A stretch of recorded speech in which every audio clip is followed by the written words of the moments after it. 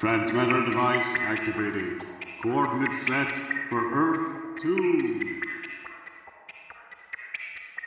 Hey everyone, welcome to the Earth 2 podcast, a podcast where we explore the origins and development of the DC Comics multiverse and the legacy of their Golden Age characters throughout the Silver and the Bronze Ages of comics.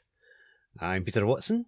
And I'm David Steele. Welcome back. Thank you for joining us. This week we are doing issue 186 of The Flash, which was published on the 16th of January 1969. We're doing this one because it features the return of another Golden Age DC Comics superhero. It's the return of Sargon the Sorcerer, making his first appearance since the Golden Age. Who? Who? I shall do my best to tell you who. I have in my hands here my handy, heavily spine-rolled copy of issue 135 of GI Combat, cover dated May 1969. And it has one of those very helpful text page fact files that are all the rage at this point in DC Comics. Look forward to the one that's in issue 10 of the Spectre, listeners, I tell you. This handy fact file gives a little bit of information. Sargon the Sorcerer first appeared in All American Comics number 26, dated May 1941. He appeared in All-American all the way up until issue 50, and then he swapped over to Comic Cavalcade, where he ran from issue 3 to number 6, and then he popped over to Sensation Comics for a couple of comics, and he then made another appearance in All-American Comics before he made an appearance in issue 14 of Comic Cavalcade. And he then made regular appearances from issue 52 of Sensation Comics all the way through to issue 83, and apparently he wasn't in issue 78, so if you want to collect every single appearance of Sargon, you can leave at issue 78. And it says here that the Sorcerer's farewell appearance was a one-shot feature in issue number 37 of the Golden Age Green Lantern magazine. The only cover appearance that Sargon made in the whole of the Golden Age was on the cover of the 1944 big All-American comic book, which I'm sure you're very familiar with, Peter. No. It's the one with the little kid standing looking up at the poster with all the superheroes on it, and he's sort of going, wow. Oh yes. Of course you're familiar, of course you know it. Fact file number 6 continues. In a way, there were really two different Sargon the Sorcerer strips during the Golden Age, although both feature the same character. The original series of Sargon tales appeared during the years 1941 through 1944. In this first series of stories, Sargon primarily used his mystic powers, often in secret, to combat ordinary, run-of-the-mill hoodlums and crime. So that's something that Peter's pointed out many times. There weren't many supervillains as such in the olden days. True. The strip was stopped for a year and then was revised, given a new look storyline, and this second series was handled with more emphasis on the fantastic and with more humour. How Sargon gained his magical powers was explained in All-American Comics number 26. In 1917, the noted archaeologist Richard Biddle Sargent uncovered the fabled Ruby of Life, whose 4,000-year-old history was shrouded in mystic legend. Returning to the United States with the results of his excavation, the archaeologist gave the ruby to his wife as a gift. As the years passed, the Sargents had a son, who they named John. Although his parents did not know it at the time, fate was to favour young John Sargent by conspiring to make the Ruby of Life, now worn as a pendant by John's mother, the first object baby John was to see or touch. John grew up to follow in his father's archaeological footsteps, and as a young man managed to find a key to deciphering the cuneiform writing on the objects that were unearthed along with the Ruby of Life. The translated message explained that if the Ruby of Life was the first object a baby consciously saw and touched, that baby would have a power over whatever he touched during his life. Remembering that, as a child, the jewel had always fascinated him, John held the ruby in his hand and, following the translated instructions, recited a special incantation over it. He soon discovered that anything he touched, people, animals, even inanimate objects, were compelled to obey his spoken commands. Deciding to use those newfound powers for good, God bless him, John Sargent took the cover identity of a stage magician to disguise his true abilities of legerdemain. He took the name of Sargon, a priest-king of the ancient people who first discovered the mystic properties of the Ruby of Life, and thus magically armed, Sargon fought crime, secretly at first, but eventually open as his fame spread. The next paragraph reads, the turning point in the strip came in All-American Comics number 70 when Maximilian O'Leary, Sargon's assistant and self-appointed manager, was introduced to the series. Now he's obviously another comedy cartoon sidekick. Of course. Added for comic relief. However, whereas many a comical relief character was often inane and soon became more of a hindrance to a strip than a help, somehow Max worked. Perhaps it was just that Sargon had always needed someone who constantly needed his magical aid, or perhaps it was only Max's simple, good-natured, innocent character and willingness to help anyone in trouble that turned an average strip into a lively and interesting feature. Fact File 6 concludes. There were one or two other changes made in the strip, including several changes of writers and artists, and the addition of a regular villainess, the Blue Llama, the Queen of Black Magic, But even all this revamping wasn't enough to save the 6-page feature from the eventual comic book limbo that became the fate of so many secondary characters during the closing years of the 1940s. Petesy, when did you first encounter Sargon the Sorcerer? I think it was in the Whatever Happened to Sargon the Sorcerer backup in DC Comics Presents. Interesting. Yes, what about yourself? I have a feeling it was in an early issue of Young All-Stars in one of the panels, Ah. big full-page panels, when they all stood in a line and were identified. He probably stood next to Greg Sanders and Terry Sloan or something like that, you know. I'm pretty sure that was it. Mm-hmm. Fair enough. This issue that we're doing also features quite an important Flash villain who we've not talked about on the podcast yet. Ah, yes, the Reverse Flash himself. The Reverse Flash himself, yes. He's going to pop up a couple more times in the podcast, obviously. Oh, yes, quite a few, huh? Made his first appearance in issue 139 of The Flash, published in July 1963. When did you first encounter him, Peter? I think it was read about issue 280. It was a Don Heck illustrated issue, and it was part of an ongoing saga at the time in Flash, which we will be discussing much later on in the podcast. Yeah, I think that's when I first encountered him as well. It's a very memorable purple cover of Barry chasing after him, and their red and yellow costumes contrast marvellously with the purple background and with each other. So yes, we'll be talking about that storyline a bit further forward in the future. But of course, we're not going to spoil the details of that just now because No, not yet. I'm sure most listeners will know about that story, but we're not going to be quite so blunt or explicit. So anyway, shall we get on with Flash issue 186? Let's do so. Awesome. Do you want to tell everyone about the cover? This is probably the most horrific cover we've had so far. Yes. Artistically, it's wonderful, but thematically, it's horrible. We have two kids looking down into a gaping hole, into like a cave or cavern or something. There's a couple of birds flying behind them. And inside this gaping hole or cavern, we see a skeleton clad in the torn costume of the Flash. The Flash is dead. Yep. And one of the kids says, "So, that's what happened to the Flash." Yep. It's horrible. Around about this time, there's several similar themed covers to the Flash with really just horrible imagery that you just wouldn't make you want to buy the comic because it just looks so grim. So I think it's very enticing. And I think if I saw it in the rack, I'd be very intrigued. It's an issue that was spared the purge when I got rid of half of my near-complete Flash run in the 2000s. Ah, good. Partly because the cover is so... I don't think I honestly remembered that it was a Reverse Flash and Sargon story. I think because the cover is so iconic. It's quite... I mean, I suppose there's detail of his ribs poking through the tear in the costume, and it's quite hideous. grotesque, but it's very... It's very memorable. I mean, it's interesting. This is around the period that DC started to veer a little bit towards dabbling its toes in the water of horror comics. That's obviously something we're going to talk about later in another episode. It's the sort of cover you'd maybe expect to see on an early 70s issue of House of Mystery or something, rather than an issue of The Flash, isn't it? Yep, absolutely. Very memorable. So yes, as we kick off, the Flash's skeletal remains have been found in a hole in the ground. What could happen that we end up in this situation? There's only one way to find out. Let's jump into the story. Our opening page. Nice domestic scene at the Allen household as Barry arrives in, as Iris is cooking in the kitchen, and the conversation plays out between them as Barry takes off his jacket and unloosens his collar and sits down and puts his feet up. Iris, as the story begins, is in the kitchen and she hears the door slam, and she cries, "Is that you, Barry darling? I've fixed your favourite dish. Should be ready in a few minutes." Iris stands in the doorway of the kitchen. Barry hangs up his jacket. She says, "How was your day, dear?" It wasn't. It's been a long week, and I'm beat. Barry sits down, puts his feet up. That's comfort. Iris leans in, beeps him on the nose and says, "What you need is a vacation." Great idea. I've still got a week coming to me. Where'd you like to go? Skiing? Colorado? Surfing? Waikiki Beach? "I can't, Barry. I've got to cover a big convention this weekend for Picture News. Why don't you take one by yourself?" What? And leave you alone? "You don't have to, silly. You're the Flash. You could take a vacation in time and be back at the same time you started." So, as we arrive at the top of page 2, there's a caption that says, "The secret compartment of Barry's ring springs open to eject a familiar sight. The uniform of the Flash." And in the second panel, we see Barry jumping onto his cosmic treadmill, already blurry because he's moving so quickly, and Iris watches and thinks, "Barry's cosmic treadmill has always fascinated me. By running along at the right speed, it takes him to whatever time it's set for." The second panel is a little burst of energy as Barry disappears. Iris continues to think, "He's gone. In a minute he'll reappear, completely rested." And in the next panel, sure enough, Barry's back, standing behind Iris, putting a hand on her shoulder, and he says, You were right, honey. The recreation sites of the 23rd century are literally out of this world.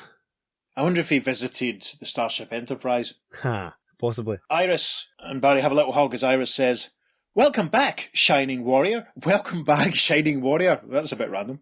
We arrive on page 3 now. There's an inset panel of Barry and Iris walking through their gorgeous apartment. Iris is saying, My, you haven't had a sunburn like that since the last time we hit California. Well, you could say I've had the most relaxing, sun-tastic week of my life. I feel great. Barry!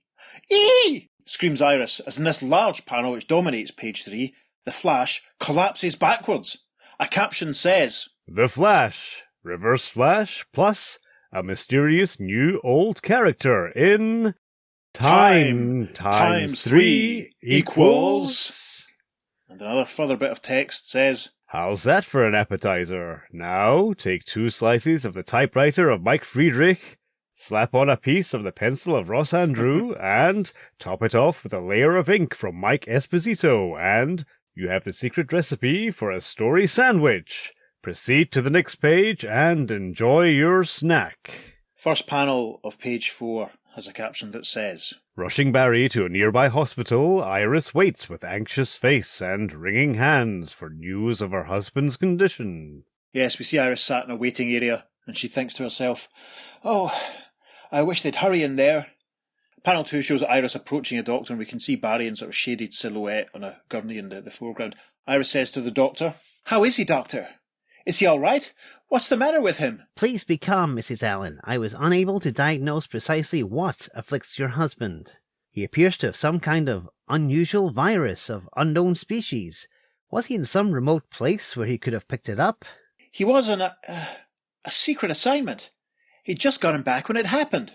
But what I want to know is what kind of condition he's in. Your husband is in a coma at present, but he apparently is in no immediate danger. There's no point in you staying here all night, so why not go home and rest? I'll call in the morning and inform you of his condition. All right.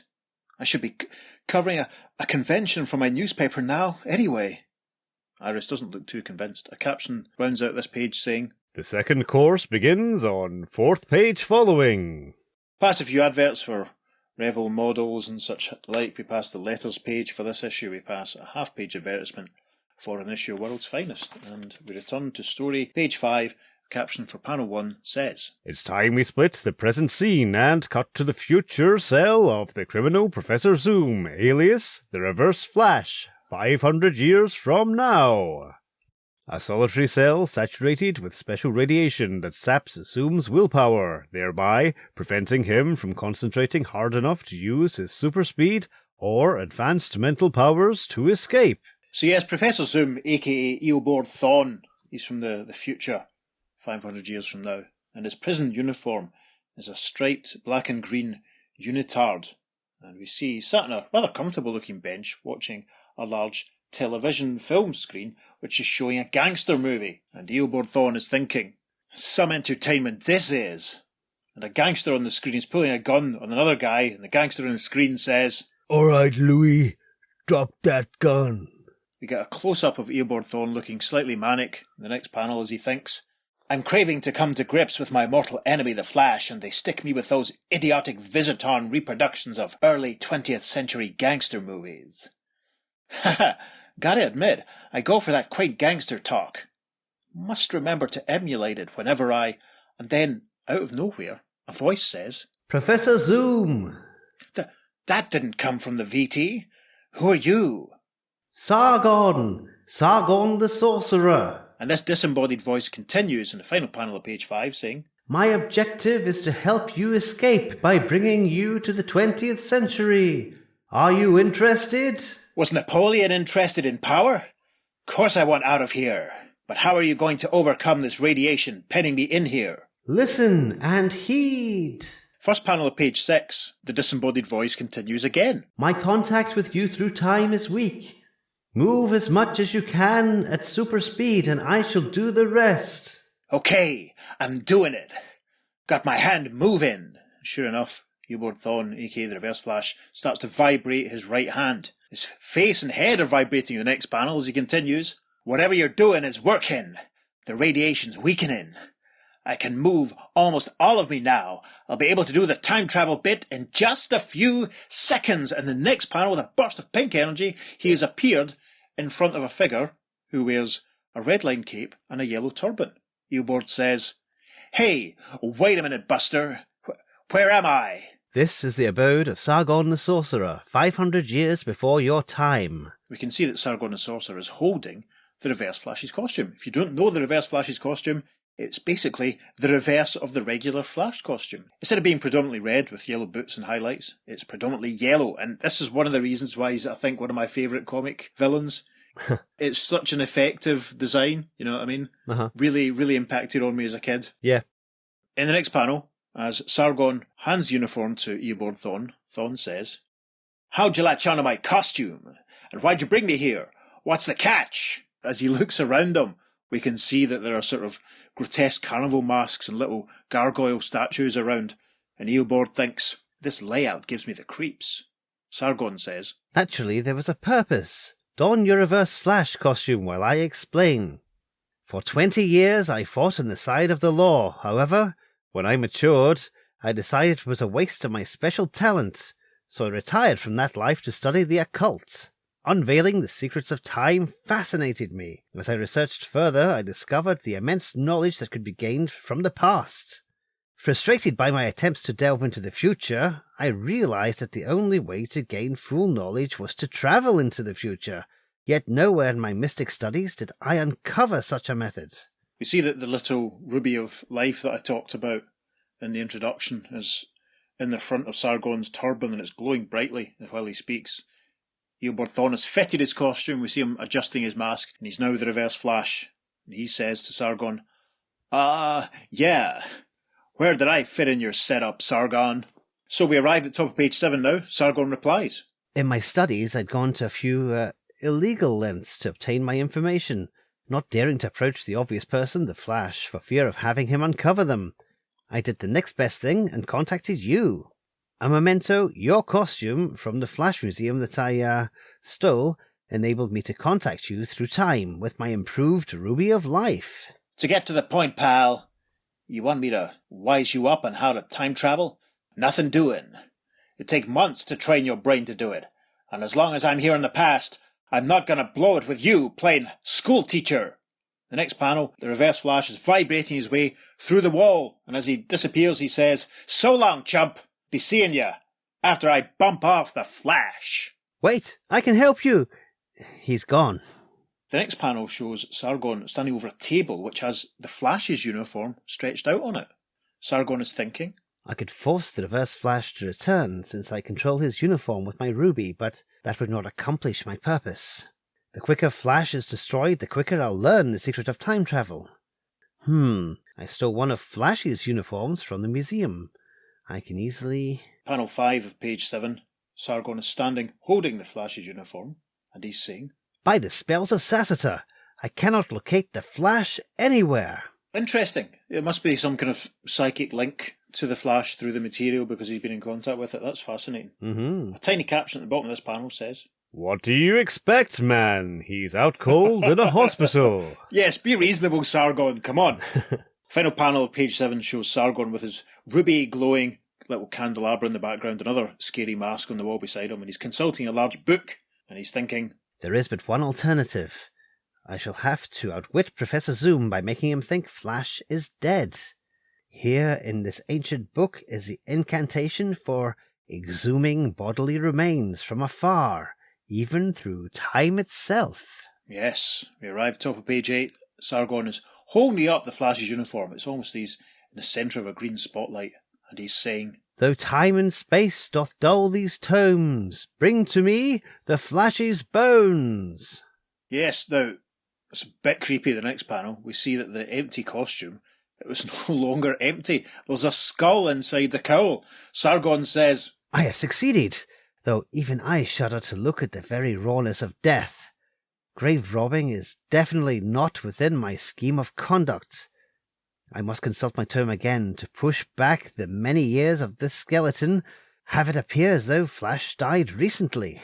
Next panel, Sargon with a little ruby of life glowing very brightly again. There's a nice rip sound effect as he starts to damage the Flash's uniform. And he's saying, "Now to plant it in a place where I'll arrange for it to be found." Okay, a slow dissolve. The caption for panel 4 of page 8 says, A few hours later, as Saturday streaks over Central City... Appears to be some sort of waste ground. We can see some chunks of brick as if it's the former site of a building. There's a hole in the fence. 2 boys have already crept through. A third one is in the process of forcing his way through the hole, and as he does so, he says, "Why'd you bring us here, Dave?" I don't know. I just got this feeling that we were going to find something. That's the second boy, wearing a purple jumper. He has glasses. There's another boy in a green jumper. He's near a hole in the ground that we can see at the forefront of the panel. And he's saying, Hey, look!" And the next panel, I love when this happens. It hasn't happened for ages. We get a panel that very, very closely recreates the image on the cover. We're down in this hole in the ground. The skeletal remains of the Flash in his uniform are right before us. And we can see the 3 boys peeking through the hole up above. Dave, the boy in the glasses, says, "The Flash! Dead!" And his friend says, "Turned into a skeleton." And the boy who found the body first says, "One of his super foes finally done him in." Gosh. So, a slow dissolve. Top of page 9, caption for the first panel says, Soon, in the mystic hideaway of Sargon... Sargon is looking very pleased with himself. The Reverse Flash is with him. Sargon is saying, "As you must have heard over the news broadcast, Professor, the Flash is dead. I, Sargon the Sorcerer, destroyed him for you. Now you're free to teach." Wait a minute, Buster. What do you think you're trying to pull? All I was found was a skeleton with a ripped-up costume on it, which proves nothing. As the Reverse Flash waggles an angry finger at Sargon. The next panel, an exterior view, presumably of Sargon's house, and a full moon looms in the background as the Reverse Flash speeds away, saying, "I'm not swallowing this till I check it out with someone on the inside." We should probably point out this is the Reverse Flash emulating the gangster speak. He doesn't normally talk like this. Yes, true. It's quite funny. In our preparation the other week, Pete and I were talking about this comic, and I was saying, "Oh, good, brilliant, we're getting to do a Reverse Flash story. I love the Reverse Flash, isn't it brilliant?" And Pete was like, "Yeah." And then Pete said, "Oh, there's one terrible story where he cuts him out talking like a gangster." So imagine our delight when we realised it was this one. So there's a slow dissolve. Panel 3 of page 9. A caption there says, Carrying the morbid setup to the extreme, Professor Zoom calls upon his detested rival's wife as an undertaker. Yes, Iris at the door of the house, and there's a guy in a suit looking very shady. That would appear to be Zoom in disguise. He's obviously given the bad news to go and see Iris. The Reverse Flash was obviously aware of Barry's real identity. Mm-hmm. Just bear that in mind for the future, listeners. Iris looks aghast. This figure's obviously given her the bad news. She says, "Make arrangements for my husband's funeral? But he's not... The hospital would have told me." Slam! She closes the door in his face. She looks very distraught. In the next panel, she goes to the telephone, saying, "I'd better call the hospital and make sure." Behind her, the shady, suited, hatted figure starts to vibrate through the walls. And this is a bit scary, given what we know is going to happen in the future. Mm-hmm. The scary, vibrating through the wall figure is thinking, "I knew this Undertaker front would get Iris moving." Iris is going to the telephone. She's made a call by the final panel of page 9, and she's saying, "He's what? He can't be missing." And the vibrating form, poking through the wall, thinks, "Aha!" Caption for the first panel there on page 10 says, With more fury than Lois Lane ever had, Iris tears into action. Oh, first mention of Lois Lane for quite a while on the podcast there. Yes, uh-huh. She'll be along fairly soon, actually. Spoiler. Iris is at the police station. She's shouting at an officer over the desk. The guy behind the desk in his cap says, "But Mrs. Allen, our investigators are already checking out who the skeleton is. What would you want with the photos?" "My public wants to know, Sergeant. And if you don't give me those photos, the whole city will know about it." Caption for panel 2. Shortly, at the hospital... See 2 doctors standing, examining some x-rays. One of them is the doctor that we saw earlier on, and he's joined by a colleague who says, "A most peculiar case, huh?" As they're interrupted by the arrival of Iris. The doctor who we saw earlier on says, You can't look at these. They're hospital property." Yeah, he's talking about the x-rays they're looking at. Iris says, "They're my husband's x-ray charts, and I'll look at them if I want." And panel 3 shows Iris indeed looking at the x-rays, saying, "Oh my God, they're the same. Even the chipped bone Barry told me he received playing high school football." To the left of the panel, we can see the vibrating form of the Reverse Flash in his Undertaker disguise. Very scary. The next panel, Iris looks distraught as she cries, "Barry! Barry!" And the vibrating Reverse Flash Undertaker, there's a sentence I never thought I'd say before today, hovers behind her thinking, "Then Sargon's right. The Flash is dead." Interesting. So they've obviously x-rayed the skeleton and compared it to the x-ray of Barry. That's very interesting. So, final panel of page 10, Reverse Flash returns to see Sargon. Sargon says, "Now that you're convinced of Flash's demise, you're free to begin my time travel training." The first panel of page 11 shows the Reverse Flash, fingers up to his chin, looking very thoughtful as he thinks, "Why should I let this creep get a piece of my action? I'm going to keep this time travel gig all to myself. I'll have to trick him to get him off of my back. It's the only way I can be sure he don't pull any of that magic stuff on me." The next panel, you see Sargon remonstrating at the Reverse Flash, who appears to be standing with his arms folded. But zooms off, leaving an image for Sargon to address. Sargon is saying, "Think of the power that will be ours, the new fields we can conquer." But the Reverse Flash has zoomed off, and he's looking at the same book that Sargon was looking at earlier on, and now thinking, "I'll go through this magic book and come up with something. He'll be so excited he won't know what's happening to him." Sargon realises that Zoom has disappeared and gone to look at this book. Sargon turns as Zoom is saying, "First, you gotta recite these here mental exercise words.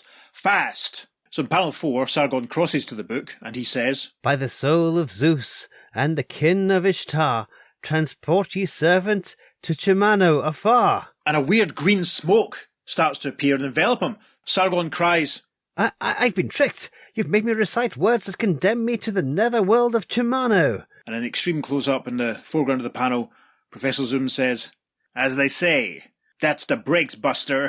Ha ha ha! The next panel is an aerial shot of the city as the Reverse Flash zooms along the road and the pavement, thinking, "I'm glad I got rid of that guy. That mystic magic was beginning to scare me. Now I got the whole world at my feet, and no Flash to stop me. I'm going to pull the crimes of the century, every century, until my own time, and I'm going to do it all in one day. A job an hour, all around the world." Ha ha ha ha, he says in close-up. Over the page then to page 12, and a caption for this half-page panel says, And to keep his boast, the Reverse Flash does, with disastrous results to law enforcement agents throughout the world. It's basically a sort of montage panel. There's a foreground image of the Reverse Flash standing with his hands on his hips laughing, and the globe is behind him, and there's drawings of 4 of them running about carrying out crimes like stealing money and statues and stuff, and we see the various locations that he's visited. Beirut, Leningrad, Mexico City, Buenos Aires, Cape Town, Honolulu, Montreal, New Delhi. A truly international range of crimes there from the Reverse Flash. He's so evil. So we arrive now at the top of page 13. The caption for the first panel says, Okay, by now you gotta be asking whatever happened to our hero the Flash. You wouldn't have bought this mag if you weren't interested.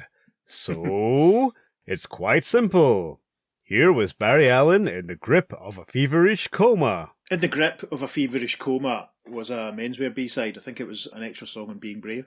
Yes, it's a very moody shot, actually. Barry let almost from underneath, just lying in his hospital bed, looking very pained. You can see some beads of sweat on his brow. Very, very effective. There's some brilliant panels in this comic, so this one might not make it onto the socials, but there might be some more room for it on Facebook than there is on Instagram, but it's a cracker. So, the caption for panel 2 then says, When suddenly, in the midst of night, Barry sits up in bed, rubbing his head and thinking, Huh? What am I doing here?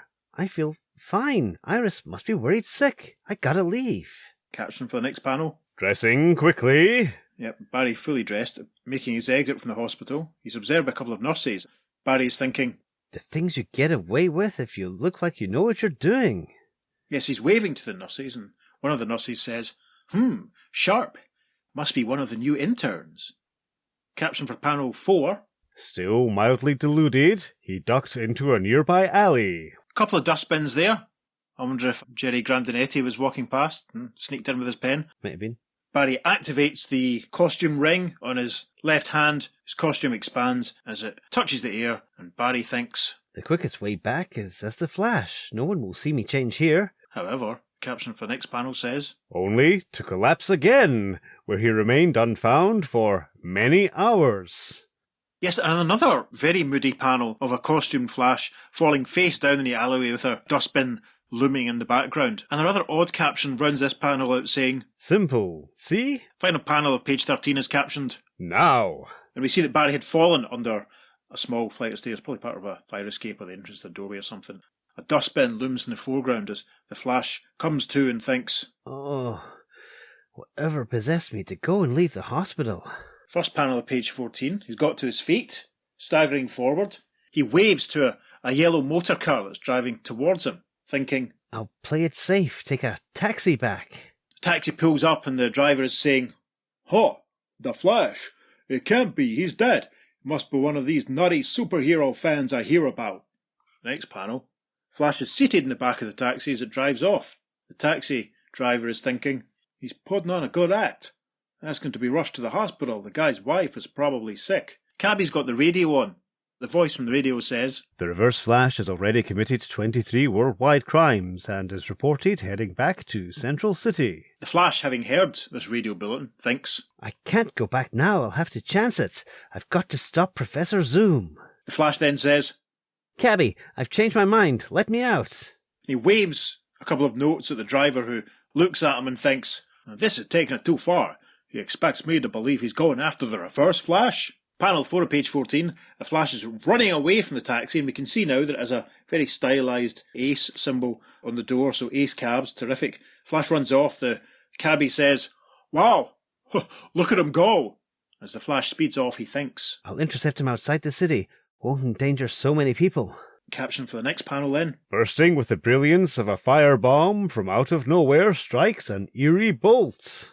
Yeah, there's a massive burst of golden energy and the Flash grows translucent and fades out. It reminds me very much of the cover of that issue of the Flash where he's being turned into a puppet. Do you know what I mean? The pose, yes, Just the way that he sort of gets zapped and experiences something odd. Yes. The taxi driver sees this happening and he says, he's disappeared.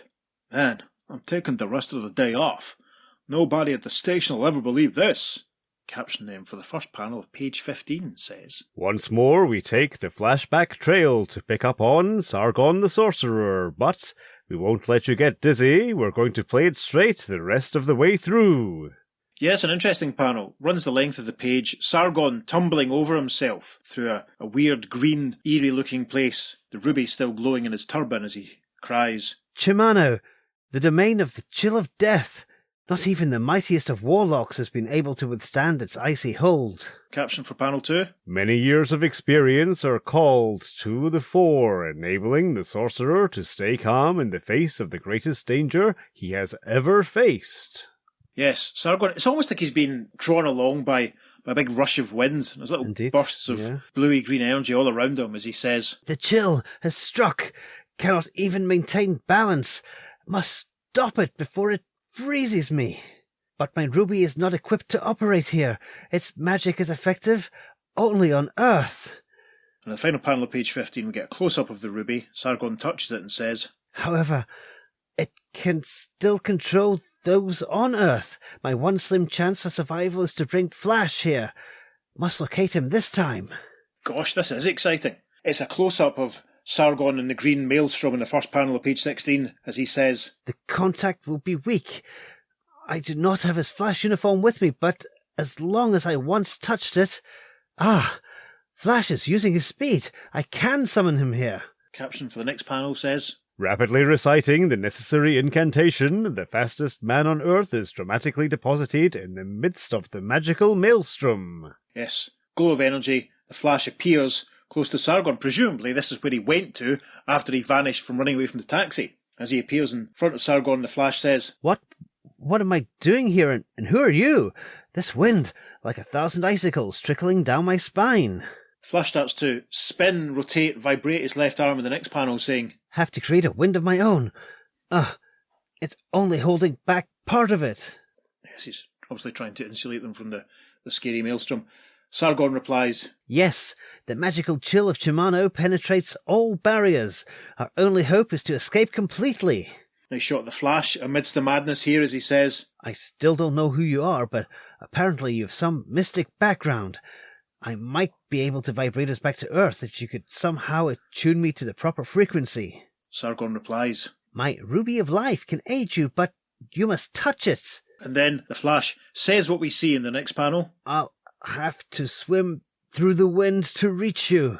And then the caption for the next panel, final panel of page 16, says what we see. Closer, closer, closer. Muscles strain beyond normal endurance. Yes, we see Sargon and the Flash reaching out for each other amidst the green maelstrom, a bit like something out of a Meatloaf video perhaps. So, we arrive at the top of page 17. The caption for the first panel says, Contact.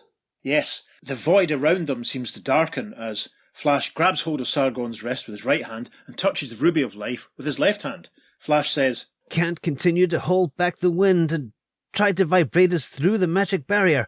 I'll have to drop our protection and hope we can last. Sargon says, Anything, long as we get away from this cursed place. The cold shudder of death crashes through pounding veins as the Scarlet Speedster and Magic Master vibrate for life. Yes, it's a sequence of 3 panels of the Flash keeping a hold of Sargon, and they're both vibrating in the familiar way that we're used to. And as all this happens, the Flash is saying, The cold must hold out. Keep at it. And then it's a burst of golden energy in the final panel of page 17, and they appear in the grass outside a city. The Flash says, Broke through. and as he collides with the ground, Sargon says, We've succeeded. So dear, he seems to have knocked himself out. The first panel of page 18, the Flash has arranged Sargon so he's sat up against a tree trunk. I wonder if it's the same tree that he nailed his uniform to in issue 159. Quite possibly. We'll never know. In our DC comic continuity that we write one day, it will be. And as the Flash runs off towards the city, we can see, if we look closely, that the Ruby of Life doesn't appear to be in Sargon's turban anymore. So the Flash runs off, thinking, He passed out, couldn't stand the strain. I can't spend much time here. That virus may hit me again, and the Reverse Flash may be hundreds of years away by now. Speaking of the Reverse Flash, we cut back to him in the next panel. He's running along with a bag of swag in his hand, looking very pleased for himself and thinking, I robbed 20th century Earth of its best loot and reduced it all to super miniatures, the easier to carry. Now for the crowning touch. To steal the greatest monument to my sadly departed foe, the Flash Museum. But the next panel he spotted a familiar crimson figure rushing towards him, and he thinks, But what's this? The Flash! Alive? Sargon double-crossed me! The rat! Next panel, as they start to close in on each other, Zoom thinks, I wasn't planning on this. And the Flash thinks, He must have shrunk his loot. Zoom continues to think, but I'm not one to pass up an advantage.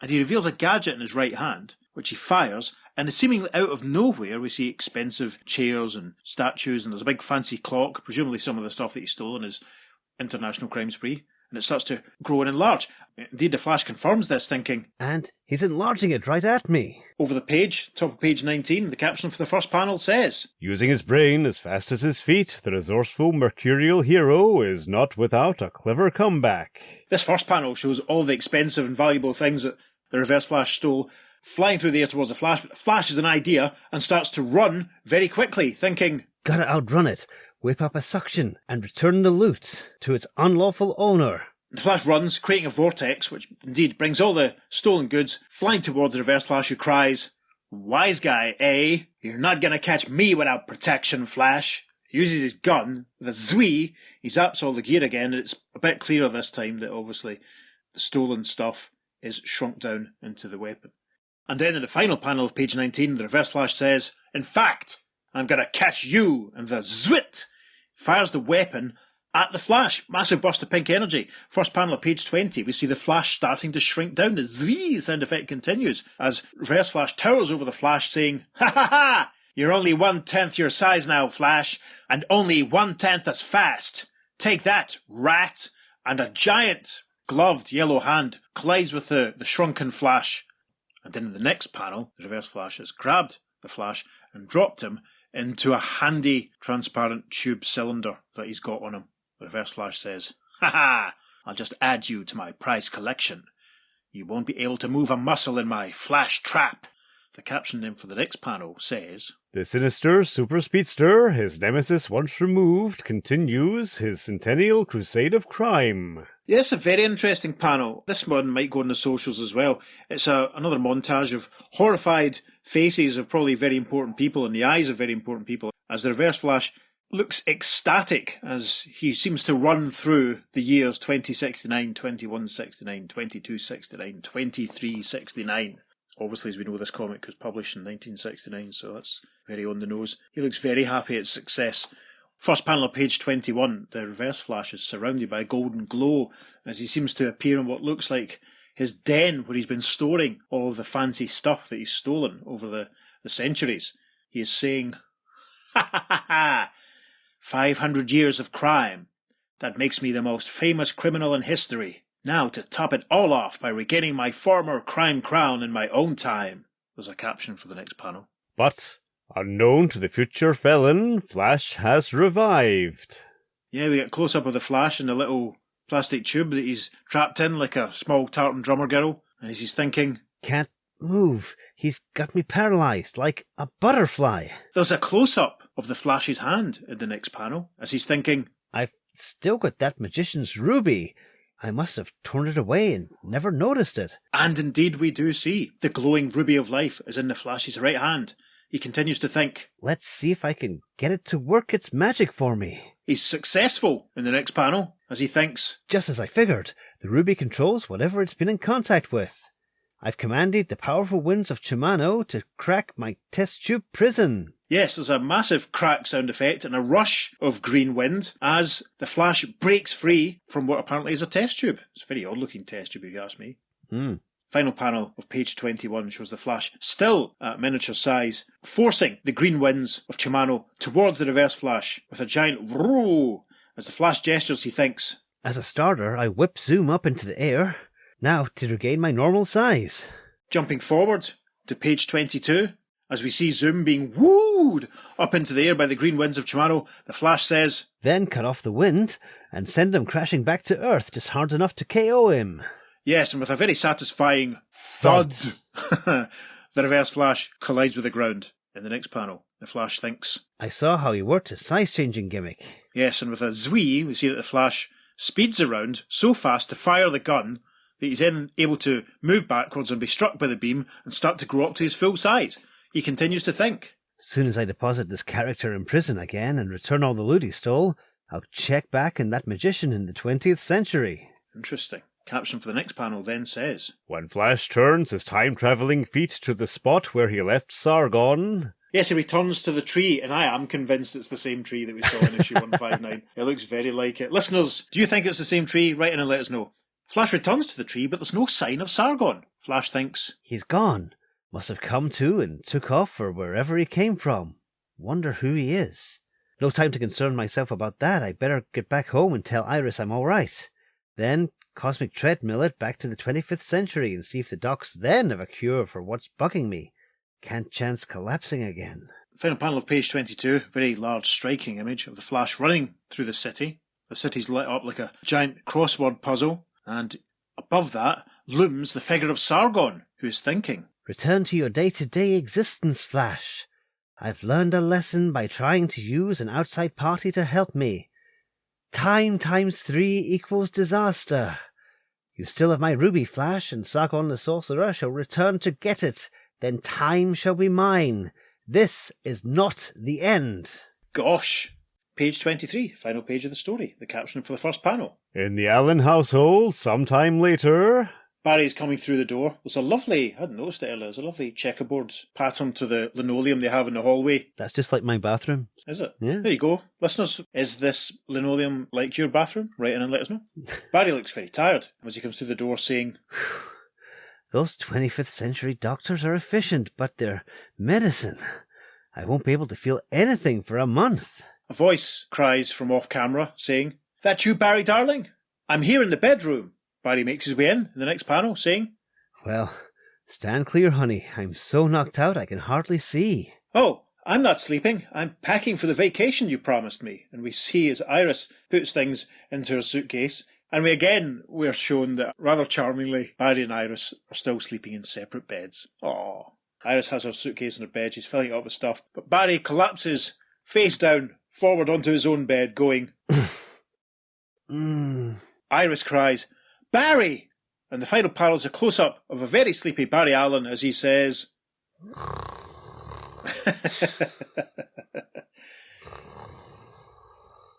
The end.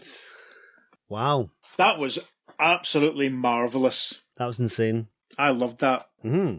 So Barry basically has no idea that Sargon is evil. Yeah. Sargon obviously first appeared during the Golden Age, so we can speculate, I suppose, at the moment that because he first appeared during the Golden Age that he was probably on Earth 2. Because this is Barry Allen, we're very definitely on Earth 1. So does this mean Sargon's from Earth 1? Has he come over from Earth 2?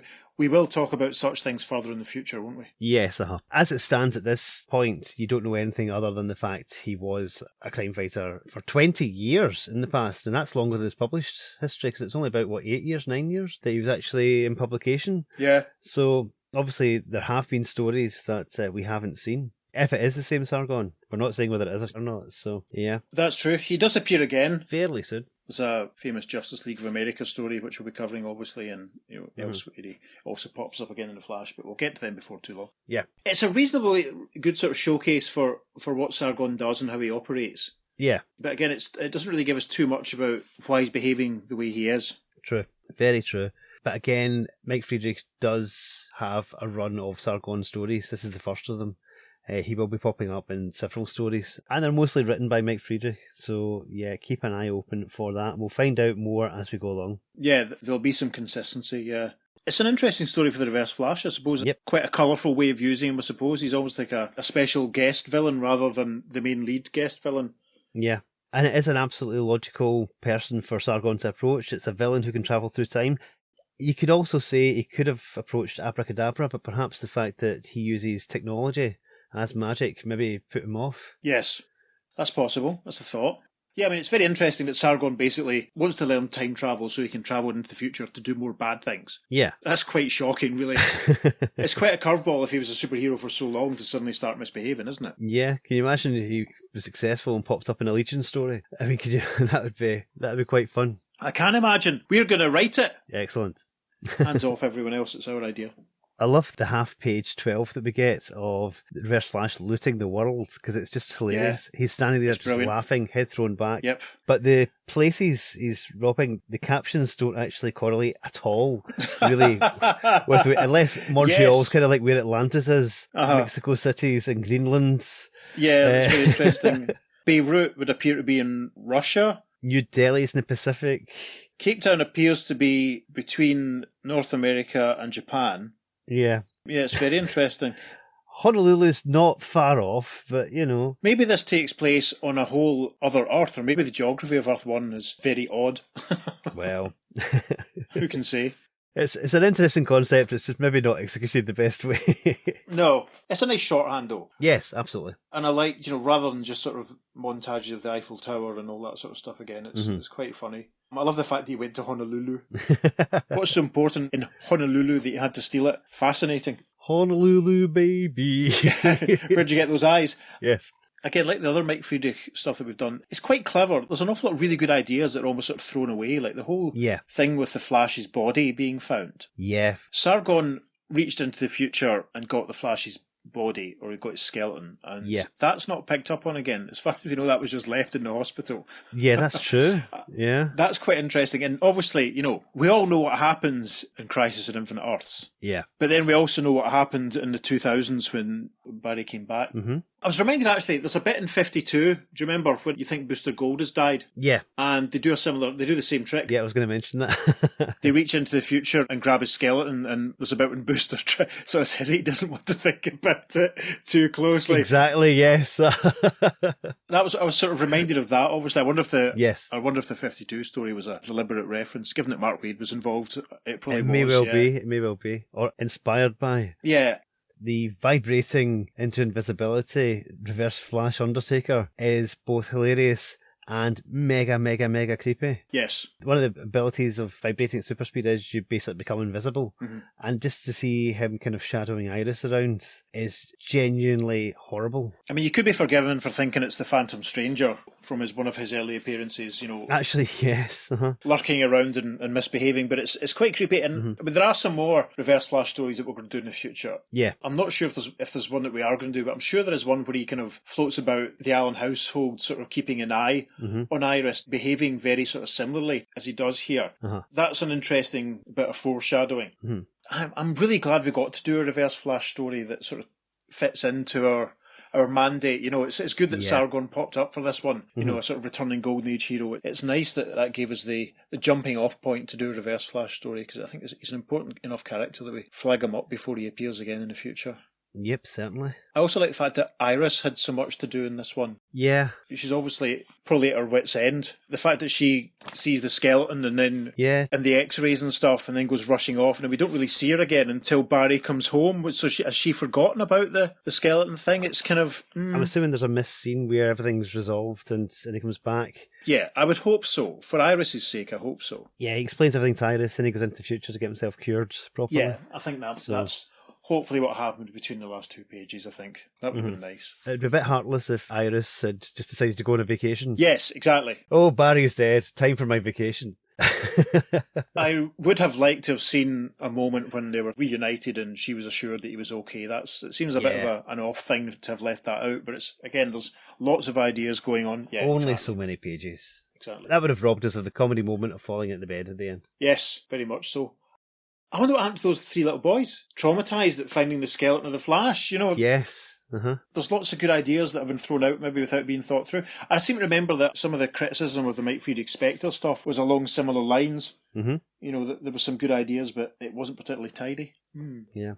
I must admit, I loved the Andrew Esposito art in this. Yes. They did the cover as well, but I think the storytelling in it is fantastic. Yes, strong agree. You even had a few nods to Carmen Infantino, where Flash is slightly outside the city and all you see is just the flat cityscape in the background, which is a complete Infantino swipe, so to speak. Yep. Yeah, there's some really, really nice touches here. I mean, just looking at the page here, page 20, where it's Reverse Flash running through the centuries. Yes. And it's just his face, just the glee in his ugly criminal face as he runs through, and all these eyes look at him all helpless because they can't stop him. It's wonderful. Absolutely wonderful. Yeah, it's really good. You know, I don't think the response to Ross and Mike was completely 100% at the time, because obviously there was a bit of a backlash because Carmine had gone, but you know, they do a good job in this one. I mean, that whole little sequence for a couple of pages of the Flash being shrunk down, that's just great. It comes out of nowhere, but it feels like proper, authentic Silver Age Flash fun.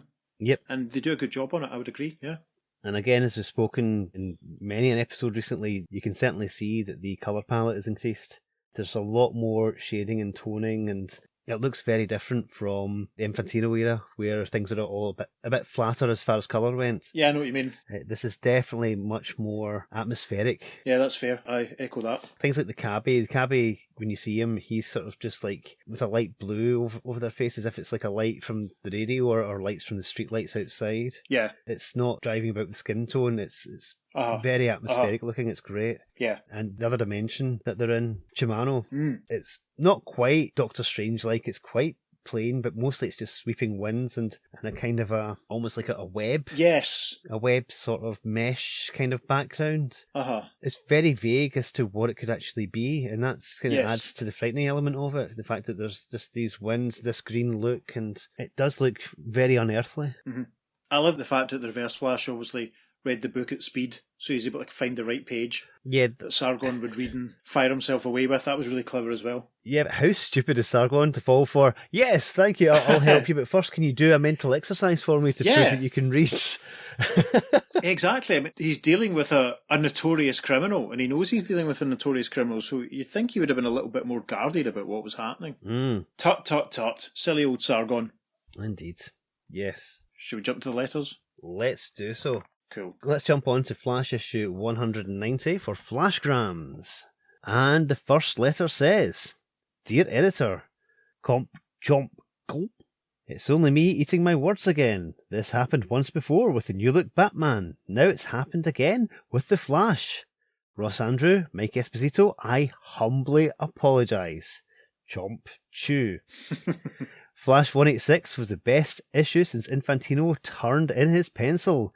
The improvement in the Andrew Esposito art from 185 to 186 was, well, staggering. The cover was the most striking since Who Doomed the Flash in issue 130 over 6 years ago. Munch, munch. That's for you, Mike Friedrich. After some mediocre efforts in various DC magazines, I was beginning to lose faith in you. Harsh. Never again. Professor Zoom's long overdue return was handled very well. It's about time someone realised that an inescapable trap might really be inescapable without outside help. And of course, this new look Sargon the Sorcerer can be used again and again. Warning, Sargon is not an evil character and should not be treated as such. My only complaint was that the plot was so complicated that I had to read the magazine twice before I understood everything. So, chomp, chew, and burp. And that's from R.L. Thomas from Capron, Illinois. We've had letters from him before, haven't we? Yes, because it's not Roy Thomas. Yeah. The editorial response to R.L.'s letter is, only one complaint. For the love of Mike F., how to succeed in the complaint business without really trying is demonstrated next. Right, so there wasn't much of a response to that letter at all, but the next letter goes like this. Dear Editor, Sargon the Sorcerer is not only blah, he's bleh. Whatever possessed a rational, sane writer like Mike Friedrich to resurrect that dullest of dull magicians from oblivion, I'll never understand. Can't you leave bad enough alone? Ooh. 3 times 3 equals question mark in the March Flash was the utterest bit of nonsense I've ever read. Shall I pick it apart? First of all, the bit about Flash catching a 23rd century virus. It's impossible. You know why? Flash zoomed into the future via his cosmic treadmill. To return to 1969, he relaxed his time travel vibrations and his body dematerialised. If Flash had a virus in his own system, he would have left it behind in the 23rd century, because only those molecules that had been under vibration from the start of the journey returned to the present. If he had stayed in 2269 or whatever, he might have become ill, but not otherwise. Now, what about the Skeletal Flash business? Sargon plucked a skeleton of Flash from the future, obviously many years after the speedster had died. Iris then compared shots of Flash's future bones with shots of Barry's present bones. The skeletons were identical. Do you mean to tell me that between now and the day he dies, Barry will never have another bone injury, a tooth extracted, etc.? That 20-odd more years of super speed won't have any effect on his skeletal structure? Sargon magicked the bones to look like new, but he didn't erase physical changes. Otherwise, he could have created a replica and not bothered with grave robbing. That's a fair point. One more thing. The Reverse Flash starts stealing up and down the timeline, making a reputation for himself as the greatest criminal the world has ever known. Don't you see that if this were so, the moment the first Reverse Flash crime was committed, back at Zoom's origin story, he would have been recognised as the #1 time thief and permanently incarcerated. He would have been an infamous figure in all the history books before he was even born. Don't fiddle around with time. It's tricky. And that's from Rand B. Lee, Roxbury, Connecticut. Editorial response to that one is, with some ingenious squirming, we could worm our way out of the holes in this story. But that would necessitate filling up the rest of this letter call with time-worn explanations. Instead, consider the timely reaction of a fellow Flash fan, says the editor. And the final letter says, Dear Editor, Mike Friedrich scores again with 3 times 3 equals ? Although I have never heard of Sargon the Sorcerer, I really enjoyed this very flashy tale. First, Barry got sick, real sick, instead of his wife or friend or goldfish. Visiting all those time periods and strange planets, it's really something that the good guys wouldn't get sick with anything but worry. Barry's cure posed some questions to me. I wondered just what will happen to Earth in the future. Will there be a cure for the common cold or cancer? Will world sickness extend to cover all parts of the globe? Will there be a third era of comic mags? Will there be any comic mags? I'm also happy to see that Mike Friedrich remembered the phrase, there is no honour among thieves. Many writers bring a couple of villains together and make them act real buddy-buddy. Crooks steal because they are greedy and selfish. Any nut would know that a hard-working criminal would have some of his qualities. However, greed for double amounts of value and stupidity, one must be stupid to become a crook in the first place, brings a villain to enlist a villain to help steal and be knocked off later. Although such an arrangement was not present in the story, we see a magician asking a criminal for something he wants and supercriminal using the magician's help for escape and revenge purposes only. Once Professor Zoom's wants were achieved, he forgets about Sargon and does what he wants. When badgered again by the magician, Zoom attempts to dispose of him. You can't trust a crook. They're all cowards too. Their highness comes only from their weapons. When deprived of weapons, they're scared of being caught, or, when helpless, they must depend on the doughty defenders of the law to save their skins. By the way, I'd like to see Flash use Sargon's ruby once more before the Sorcerer comes back to get it. I know that if I were a superhero, I'd pack a little secret weapon to aid me in case my powers were not very effective. If the ruby wouldn't work, you guessed it, I'd depend on the doughty defenders of law and order to save my skin. And that's from Joe Rusnak from Montville, New Jersey. And there's no editorial response to that one. No. Thankfully, I suppose. A bit mealy, that one. I kind of want to pick up on a couple of Ran B. Lee's points. Yes. Right, so he's talking about the Flash time travelling and how the Flash vibrates at different rates in different time zones and basically just relaxes his inner vibratory rates. Yes. So he can go back to his present. Yes. Yeah. He's saying that basically any virus would fall off from then, but if that was the case, then nothing would really affect him in any time period he was in. It's kind of the argument they used in the Trial of the Flash. Trial of the Flash, obviously, which takes place right at the end of Barry Allen's series, so we don't need to go into too much detail about that right now, do we? No, but it's an argument that's used there, and basically it was debunked there, so I won't go any further into that. Okay. And also the bit about the skeletons and Sargon sort of sprucing it up a bit. Now, who's to say he didn't use magic to put it back in time, or revert it 20 years or however many years from Flash's demise back to that time period, in which case the bones would heal? That's the impression I got reading the story, was that he'd youthified it to make it seem as if Barry had just died. It's not like he just got out the polish and, polished up the ribs or anything like that, yeah. Maybe the letter writer didn't grasp that aspect of it. That's certainly our takeaway from it, but obviously, Ran B. Lee had a different point of view. So, Interesting. Also, his final point about the Reverse Flash and his thefts through time. Yeah, I thought that was actually quite an interesting point. It does make some sense. I mean... Mm-hmm. Basically, Barry could have returned everything back straight away from the point at which they were stolen, in which case no one would know. That's probably the easiest sort of explanation for it, I think. Yeah. I mean, when time travel's involved, it's pretty easy to do that if both characters can travel in time to virtually any time and place that they don't already exist. So I think that's probably what's the most logical explanation. Listeners, if you can think of another explanation, write in and let us know. Write in and let us know last May. Yes. That'd be great. So that we're able to read out your correspondence now as we record the episode. No one wrote in, so that means that no one had any ideas. That's a shame. No, oh well. Peter, if anyone did want to write to the podcast, what's their best way of doing it? You can email us at theearth2podcast@gmail.com. Make sure you follow us on social media because we'll be posting up some lovely bonus content for this and every episode. Mm-hmm. On Facebook and Instagram, we're at the Earth2 Podcast, and on Twitter, we're at podcast_Earth2. If you're feeling kind and benevolent, you could go to wherever it is you find your podcasts and rate and reviews positively. That'd be lovely. If you're feeling even more generous, you could go to our coffee page and buy us the price of a beverage. Special thanks to people like Wayne Burrows and Chris Lydon and Ryan Smith, who without fail give us their support on Twitter. Thanks to Max from the Weird Warriors for his regular shout-outs, and thanks to Ross from Stop Let's Team Up for his regular shout-outs as well. It's much appreciated. I'd also like to thank David Clyde and Paul Keane for their interaction with us on Facebook as well, so thank you guys.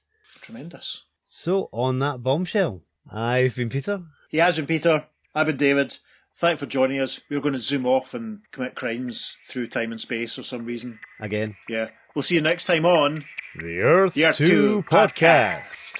Transmatter cube activated. Return coordinates set for Earth Prime. This is actually a better Wentworth Miller voice than I've ever done before, just virtue of the fact I'm not trying to be Wentworth Miller.